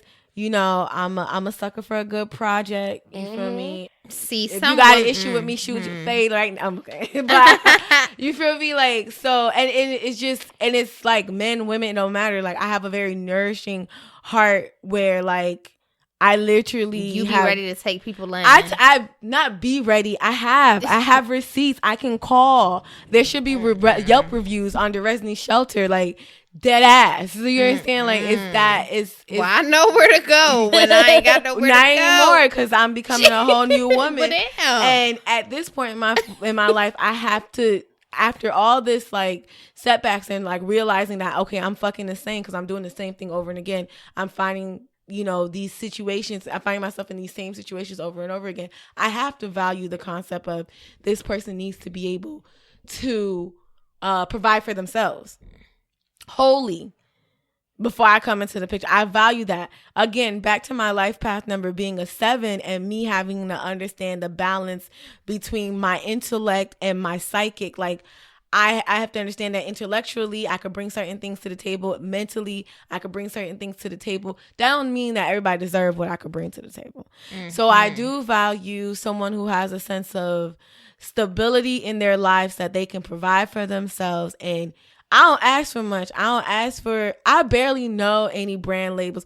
You want to treat me good? Right. Take me to a vintage shop. Take me to a thrift store and give me $100 so I can ball the fuck out. Like, my nigga, I'll have clothes for $100. 3 motherfucking seasons. I'm leaving with bags. Meet me at Unique on a Monday with a 50% discount. Honey. Meet me there. Like, Feel I you. don't even... Give me $20 so I can go to the hair store and I can buy me some shea butter and some coconut oil and some clip-on earrings. That makes my day. Like, I don't need anything. Like, I don't need nothing big, but I do. No, I want diamonds. I be wanting too much. No, I'm sorry. It's every category of life. I want some. Every store I could go in, crazy, and that's so sad. But again, it's I what want you so much value. stuff. I value again this concept of me stepping into like my mental stability and understanding that I have intuition. So I value somebody who is going to capitalize on health and wellness. Let's go to a yoga studio together. Let's go to a meditation class together. I need to go do. That's yoga what so I value. bad. I don't. You don't have to. You have to be able to swipe on the metro. You can make it. You got your weekly, you got your monthly. Okay, cool. All right. So let's go here. Let's go there. Those are the things that are like really big. And I appreciate that we did the numerology first so that, okay, I understand myself and I understand that my life path number says that I'm living in these in between worlds. Cause sometimes I am caught up in my head and I live in a whole different world, like where the sky is pink and pigs fly. Like, Res be in her world, so I value someone who understands that and capitalize on health and wellness. And it's like, you know what? I'm dealing with a girl who's emotional. She's grounded. I have to have patience for her. So that's why I'm going to buy her shea butter because today she wants to glow. Right. That's her only objective right now is that she wants to feel moisturized because mentally she's elsewhere. Right. I'm going to get her some lavender oil so that she can find some peace within herself because I know she's battling demons in her mind. Those are the things that lavender oil shouldn't run you much, sis. That's true. It should not run you much, but those are the things that I value, you know? So just like thoughtfulness, consideration, like different things. Like I think I said this on a couple episodes back, but R. Kelly.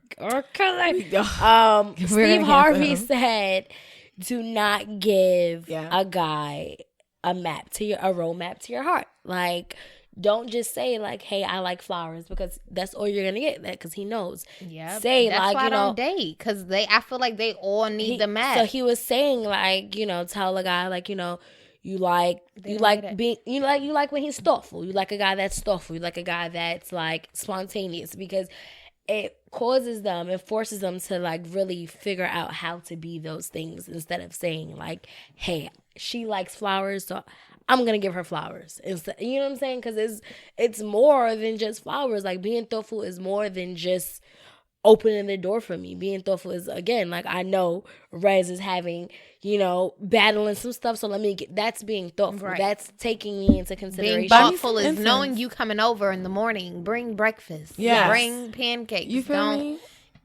Being thoughtful is not coming over and every time talking about you thirsty, do you got anything to drink, but you ain't never bought a damn gallon of water or nothing to drink in this house. Don't come over here asking, do I got something to drink? Please no. I'ma say, did you bring anything to drink? And that is a life mood. That is. And I wanna end this Get Free segment on understanding what you can tolerate. And Daaj, listen, if you cannot tolerate somebody who cannot nourish your closet or nourish your soul, tolerate it. And you can expand on what nourishing your soul is, because I don't feel like you really were able to expand on that. Don't do it.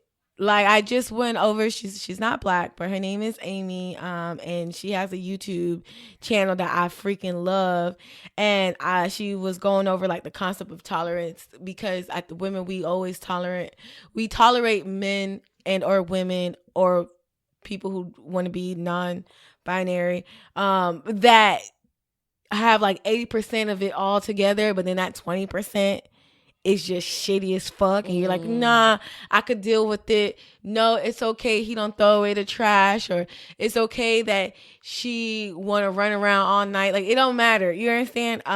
But you don't. And I think we need to deprogram ourselves to understand that if there is something that in your mate that you don't like, you address it straightforward. And if they feel like they cannot make that change for you, you bounce. It's going to hurt. It's going to hurt like shit.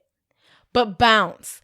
Get your shit and fucking go. Tell them, oh, it's over. It's good. Okay, go. And then go. Don't talk. Once the relationship's over, you don't owe them an explanation. At all. You don't have to explain your moves. You don't have to give any fucks. All the fucks were already given, and they ran out once the person said that they wasn't going to change for you.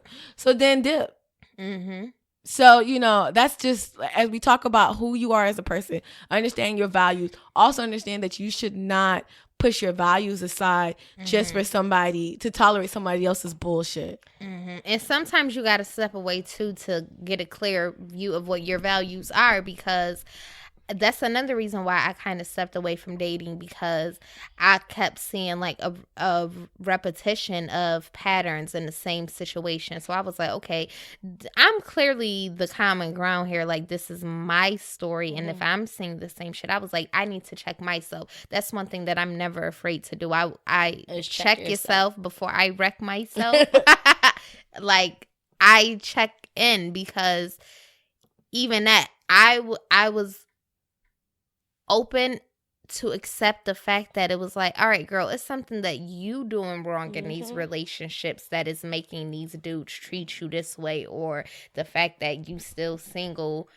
You ain't found you ain't had a boyfriend the whole time you live here in New York City, or just whatever. Or if you just see the pattern of them just wanting sex, or just whatever. It's like, it's something that you putting out. And I was okay with stepping back to like ponder on certain relationships, take out things that were good, take out the things that were bad, try to create the patterns, and then realize like, okay, boom, take this time to yourself, work on these things, because I also had to be like, yeah, you expecting this perfect old man, then you need to have yourself together too, because that could be the reason why you not getting this perfect old man, because that's like a dead prayer, kind of, almost like you just asking for something but you're not working on yourself. Like, that's not fair. And I never want to be unfair, because I complain about dudes, so I wouldn't want nobody complaining about me. So it was just like, I had to step out, take a look like, I now know that material things aren't the only thing that I need. Like, it's definitely a requirement. But also, wait, what is these soul things? What is so that's what I was gonna soul? say. Like, so is a point of that. Like, I know for me specifically, I kind of go for the wrong dudes because the visual aspect of life is just so important to me, like the perfect picture.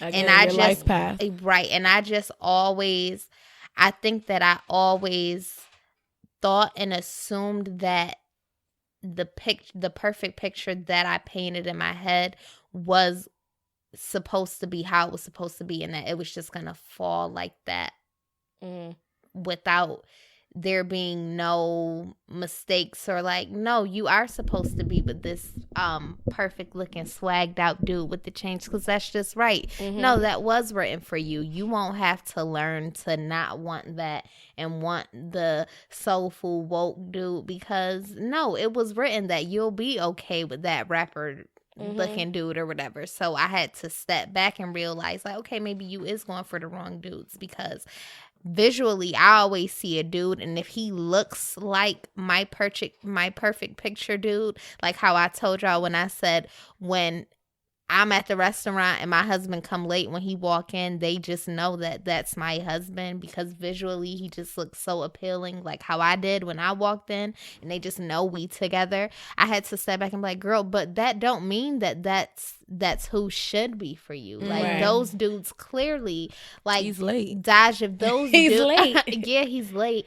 And Daaj, if these are the same type of dudes that you've been going to, and that was what made you want him, was because you've seen him and you liked his face and his outfit, like, okay, duh, that's the first step. You gotta like the face and the outfit. But if that was just like the main basis, and how is you so open and wanting somebody so bad that you didn't even know? They just looked so good to you, and they just fit so good, like, in that puzzle, without no mattering what kind of family.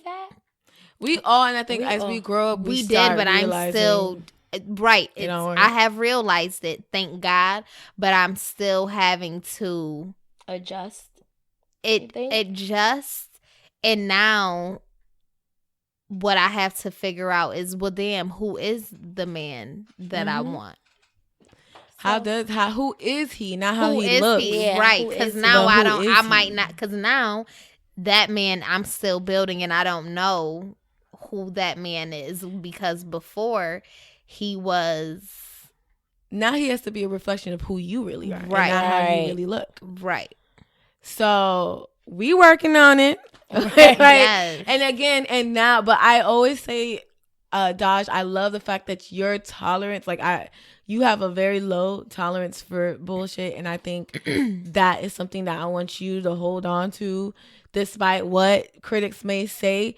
If it is important that this person is able to purchase something for you, then that's just what it is, period. Right. That's just because that's important for you. It ain't important for me. Well, I want you to buy something for me, but it don't got to be boots. Like I said, it could be shea butter, essential oils. You feel me? Incense. Right. And when I was thinking about that too, I was like, that's kind of one of my ideas, not to bring up Kanye or agree with anything, then we could kind of move on to him. But we can kind of talking about me expressing that is kind of like one of my ways of having free thought, and how he was saying how people aren't allowed to basically think how they want, or everybody think it's one way. Like, it's not okay for somebody to label me a certain thing or call me superficial or say something because I demand something or have my own requirement. Like, and that is one of the problems with society. Like, you can't judge somebody else. You can't judge a person's requirement. Like, you could simply agree or disagree and keep it moving, but you cannot like try to judge people, try to tell people how to do them, because then people aren't free thought and it's robots. And then Can I tap into that about Ivy? Go ahead. No, what I was gonna say is, but we also have to, just like we're talking about our values, we have to also make sure that we're respecting other people's. Like, yes. I'm not gonna front. It wasn't until this relationship that I realized that I'm so selfish. Like, Ivy wants what Ivy wants. I don't care how you feel right now. I'm in need. Tend to my needs, and every guy just kind of like. They were strong, but strong in a way that not strong with defending themselves, just strong as far as like the persona outside. That now that I'm with a strong guy, I'm like, was every guy I dated weak? Did I walk all over these men? Like, and he's very vocal on, listen, like, I like, just like I tend to you, like, this is what I like. This is, and I had to really learn. I'm still learning how to now, like, not when I'm annoyed, not hang up the phone because he doesn't, like, you know what I'm saying? Like, that's something, when I'm mad, I just hang up. He's on some, this is what I'm not going to tolerate. And it's just kind of dope that I never for once stepped out of myself. Like, besides the whole, let me make sure he ate and let me make sure, like, he, you know, like, oh, babe, how's your day? But as far as, like, how I treat him and as far as his own opinions and making sure that his voice is being heard, like, because I don't listen. I never did listen in school and like with my parents. That now is just like, okay, like, I had to really sit back and be like, Ivy, you've been a star of your own life, but if you're going to share this journey with someone, like, you have to allow them to be able to be vote, and you have to actually listen to their wants and their needs. You know what I'm saying? Like, I just knew this is, I mean, like, from looking at how women treat my dad, I know that feed the guy, you know, like, I know the basic things that, like, I never thought that on an emotional level they needed stuff. So that's another thing to be aware of. And just to end and wrap up this Get Free moment segment, which is, you know thyself, right? Then you'll know your values, and then you'll understand what you're willing to what you're not willing to tolerate and what you are willing to accept. So there's two different things. And the YouTube is Amy Young, and she has an extensive blog where it talks about, like, what you're willing to accept, which is stuff that, like, subconsciously you accept. But to tolerate something, meaning that you don't accept it, but you're dealing with it anyways, and it's not, that doesn't work for much longer. Right. Either it transitions into something that you end up loving or you walk away from that person. But I do appreciate that you're with somebody who is clear in his communication as a man to say, this is what I will not tolerate. Right. This is what I am going to accept. And we all have to have that. And if anybody listening has some issues with whoever your significant other is, make that list. Ask your significant other to make that list. What are you willing to accept? What are you willing to tolerate? This is after, of course, you figured out who you are and what you value, right? Know thyself. Understand your value. You get that list. Y'all do a smiley face, sad face, a green light, a red light, and y'all come to that conclusion, because there's no reason for you to be thinking that you're going to have a long-term relationship, tolerating BS. And you have, but like you said, it's so important before you even get into a relationship, you have to know who you are. Yep. Because, like, it's just so easy to get lost. So it's so easy to get molded. You know what I'm saying? I will quote Kanye before we get into this Kanye. No, we about to get on a serious note. Real quick. Serious note, but I appreciated this quote from the interview when he was just like, when you are around people who act like they don't know who you are, you will forget who you are. And that goes in all aspects of life, relationships, friendships, work, everything. Like, you must know and have a true sense of identity and true sense of self, so that, like, you know, like, I feel like when you know who you are, life is already hard to handle, but you have a better grasp, like, on it. You know what I'm saying? Like, you just kind of avoid a lot of roadblocks knowing who you are. Yeah, you do. Again, don't try to jump into nothing if you don't know who you are. And don't be ashamed of not knowing who you are. Just make sure you're working to know who you are. Yeah, play your cards right and you could play with a player. Yeah, run my city and my state, I'm the mayor. High Scotty Pippen shoes, I be in the air. If she got a body like Buffy, I'm a slayer. Last time I checked, I was still high demand. Last song I dropped, let them know I'm the man. When I pull up, they like, here we go, not again. Rock and roll show, need a whole lot of bands. Yeah, Cartier my timepiece, make my side piece. Hate we take that lightly, cause I guarantee my check got me somewhere you can't find me. Oh, no one design me for that paper. Turn your ass to origami. Body shit, I mean. Yeah, so on a serious note, and to go back to Kanye West and all this uproar he's been causing in the media. I got a chance to actually watch the interviews, and I was like super duper turned off from Kanye West as far as what he was tweeting. And it was sad because I'm so loyal to Kanye West, and I was always like, during these past years when we kind of lost him, I was kind of just like, he'll be back. He just going through something. He'll be back. But I always 100% supported him. But there are things now that it's just like, he's not being genuine to me. And that's just something that I don't rock with. Like, if I feel like you being genuine, then I don't have a choice but to just, I don't have to agree, but like I said, I will accept you for being genuine. But when I just feel like you just trying to make fun of people and get some type of reaction out of people, then I just have to step away. And so you think that look like a clown to me? Yeah, basically trolling. So that's how I felt at first, and I was kind of turned off.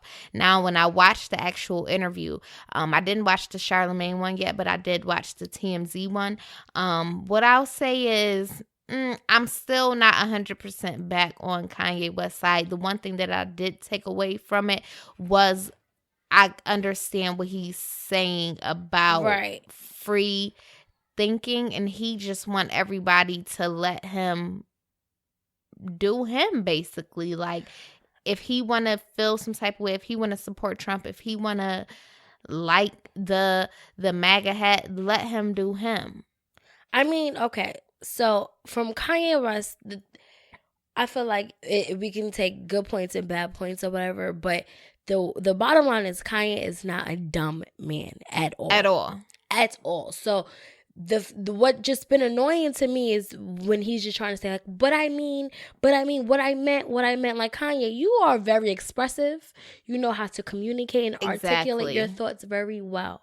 You knew. So part of me, I agree. Part of me feel like you were trolling, saying certain things.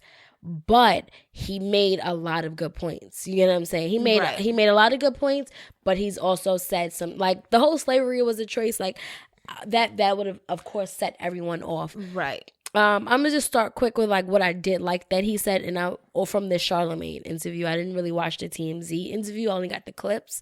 But from the Charlamagne interview, I appreciated that he is so on. He's focused on like just kind of like building our future. Like, so he was saying, like, which I agree, that we're always being reminded about slavery. We're like he's like, you know, like, that's always the conversation. They don't want us to talk about like building our communities. They don't want us to talk about like building, like, just in generating, like, what's the word? Like, just the generational wealth. Generational wealth. And I understood. He was just like, you know, like, we put Harriet Tubman on a $20 bill. It's like, okay, this lady, she was a revolutionary. Yeah, she freed 1,000 slaves. But when are we gonna not talk about slavery? Right. He was like, you know what I'm saying? So, too, like, and people may not like that he's saying it, because it's just like, that is so much of our history. Like, slavery is a big part of our history. It's really what all we know in this country. You know what I'm saying? For Black people. So I get how it can be hard to detach from that and really just think of us in the future where slavery was a thing of the past, because Black people have grown and raised, like, and we've created. It's like, if it's constantly being taught in schools, that, like, so it's like, you know, feel like white people are supreme if we're constantly being taught that's how it always was. Right. And I do appreciate the fact that he is like talking about free, like, it's nothing wrong with having your own opinion, your own thought. Like, I'm here for free thinking. What Kanye West is not understanding is he's aligning free thinking with someone that's clearly oppressing ruffling feathers. Ruffling his people. Like, at the end of the day, Kanye, like, we fell in love off of college dropout. We fell in love off of late registration and graduation, where you were really talking about the struggles of being a black man in this country and the struggles of, you know, like, he gave us a glimpse of hope. So for you to forget where you came from, and that's exactly what I think is happening. Like, you forgot where you came from. And because he did lose the only one person that kept him grounded, which was his mom. And he's surrounded by culture vultures. Like, the Kardashians are culture vultures, regardless if Kim is a good wife or not. You really forgot kind of, like, you know, who you are, who your people are, who your target audience is, who your fan base is. And you can't do that. Like, that's just kind of, and I don't ever want to put it on like he didn't know, because again, Kanye is a very smart man. He is a genius. Right. Like, he's very, you know what's up. He also made the point to kind of trying to defend why he has been like hanging out with Trump by saying that we're not gonna overcome hate with hate. Yeah. So basically, us continuously saying "fuck Trump," "I hate Trump," that isn't gonna get us a different result. Doing the same thing isn't gonna give us a different result. So how about we try, you know, getting close with him, making a friend with him, so that maybe somebody from our side can be a voice for us. So I could kind of understand that, but then it's just like, but stop trolling. So I watched every single one of those interviews.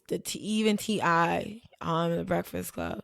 And y'all know, I like last time we was talking about Kanye listeners, I was kind of like, yeah, but I was giving him the benefit of the doubt, because I was just like, one, waiting for a social media strategist to come out with the statistics that shows that he tweets right before releasing product and or music. I'm still waiting. And two, I was just like, let him vent. You know, Twitter's all about microblogging. I was kind of happy to hear him, because I went dark for so long. After listening to the Charlamagne interview, I realized, one, the boy is broken. Okay. Two, he be in his feels, and he is a hurt black man who admitted via YouTube, I be in my feels, yo. That was the most touching part. I felt like he was stripped naked. I didn't realize how nervous he was. If you pay attention to the Charlamagne interview, he's tapping his foot at a point. And he's like, I'm nervous right now. Like, he's dead ass nervous. He's broken because, the Kardashians are vulture cultures, but he committed to this woman. I don't know how this dynamics of the relationship. And she was in a predicament where she almost lost her life, but yet got jewelry stolen from her. That was a lot. He was in New York, Summer Jam, he was on stage like, oh, I gotta go. And we dragged him. Well, not we, but they dragged him for that. So he definitely made that. That's a big point in his life. So that happened to his wife. What if his kids was involved with that? Like you're saying, he's a father now, and then he already lost somebody who was so close to him. He talked about when he had to be hospitalized, going on the Garney and like having his friends because his wife wasn't by, and he was like, don't leave me. But then there's a point where they have to leave him. Kanye has accepted the fact that he's a highly sensitive person. I'm a highly sensitive person. Hence to my path number. Back to this, number 7. I am an emotional person. I don't like that. I don't like the fact that I cry. Even Disney movies. You want me to cry? Fucking play a Disney movie. Bambi ass, bitch ass. Where's Bambi's mom? Too. Like, you were saying, like, I'm not, he's accepted, like, yeah, I'm a black man. I'm highly sensitive. But the trolling concept, I do kind of see that. And I think it's not intentional. I think God was like, Kanye's not going to leave this building without being set right. Like, because that slavery was a motherfucking choice. Yeah. Wait, who you said, Van? Van Lance. That's his last name, right? Sorry. I missed it. I thought it was Van Lathan. No, is it Van Lance or Van Lance? Please don't quote me. Let's edit this out if I'm wrong. Please. I thought it was Van Lance. Maybe it is. And it could be because it's Van Lathan. Okay, sorry. Van Lathan. Let me go back.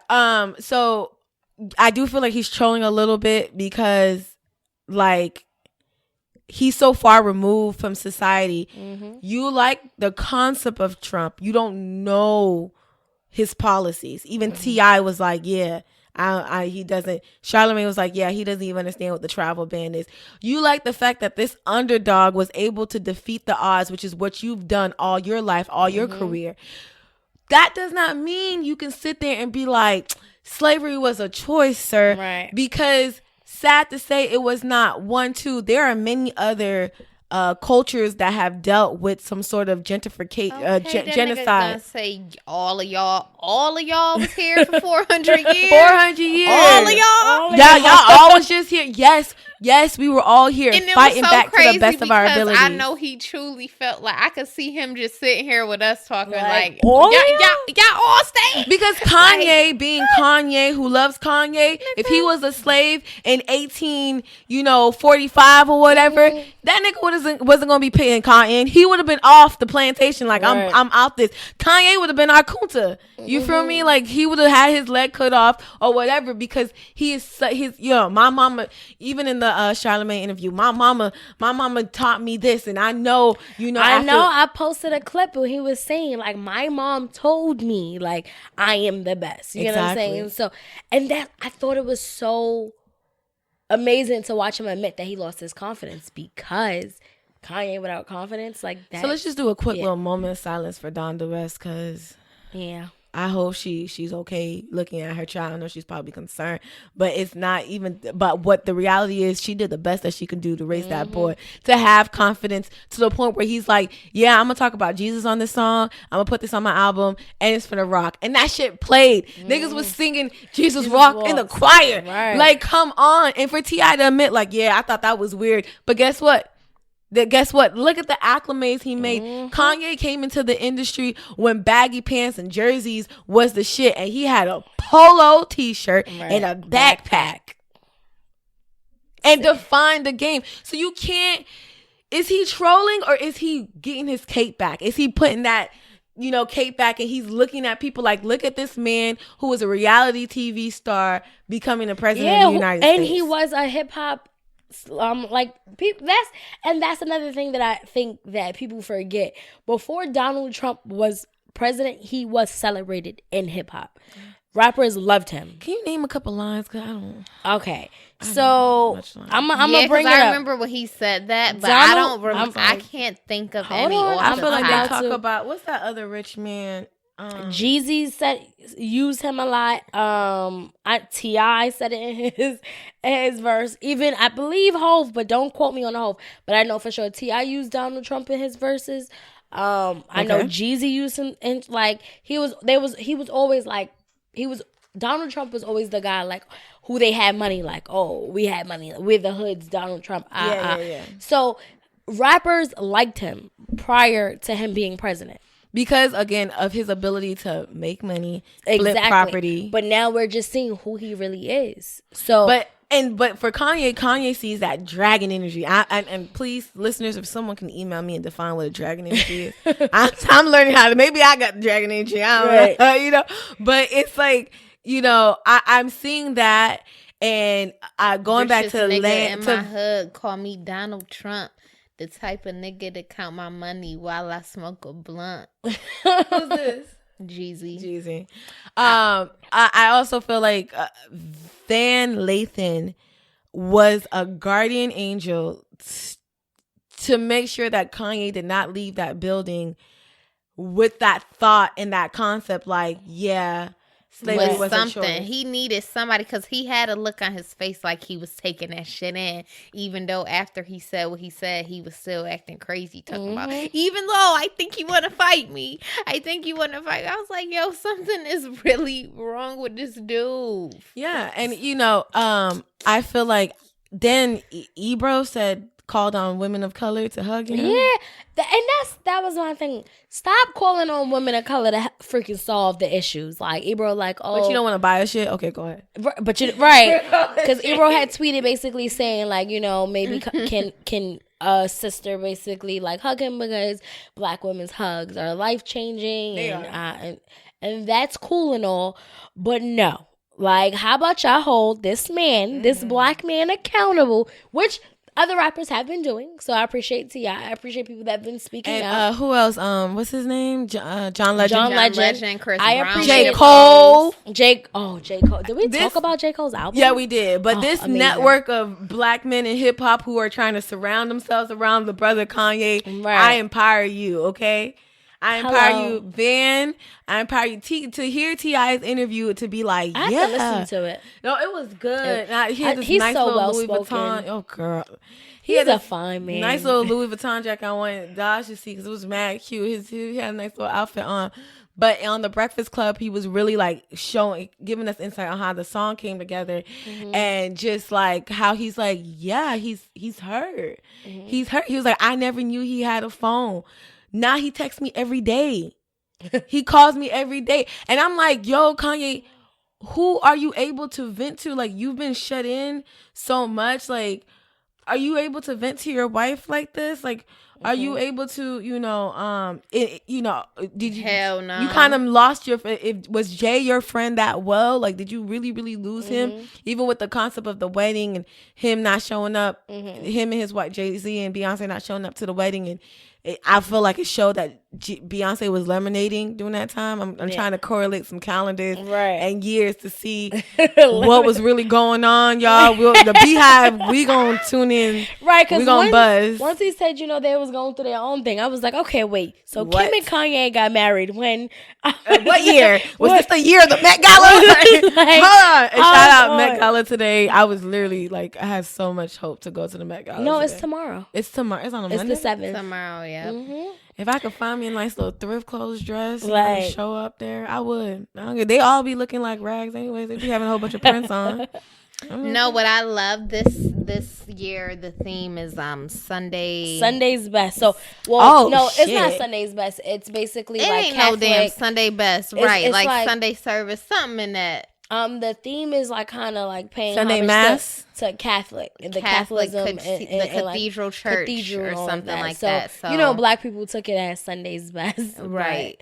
So Yeah. I'm That's excited to see. and Rihanna's hosting along with, of course, Anna Wintour. Have y'all seen Savage? This I have seen lingerie. Savage. First of all, carefree black girl moment. Freaking Rihanna. Savage, including plus size lingerie. Rihanna, I tip my motherfucking hat to you. I love you more as a businesswoman than an artist. I hate to say that, but I loved Anti. But as a businesswoman, I am very appreciating for me to see Savage show different body types and show like I still am a beast in the bed. I'm still motherfucking sexy. Yes. I seen one with the girl with the thighs. Yes. I don't know if y'all know. I got a thing for thighs. The shit look buttery. It's like, girl, like, I'm sorry, they look buttery. I'm sorry, the gayness. But I feel like we should have put that on Carefree Black Girl moment. Rihanna and her Savage Fenty lingerie line, which comes out in like 4 days. I'm excited. Shout out to all that cute Fenty stuff. Well, that's a wrap that's for it. this week. Thank y'all for tuning in. Until next time. Yes. I'm pretty sure this is going to air before.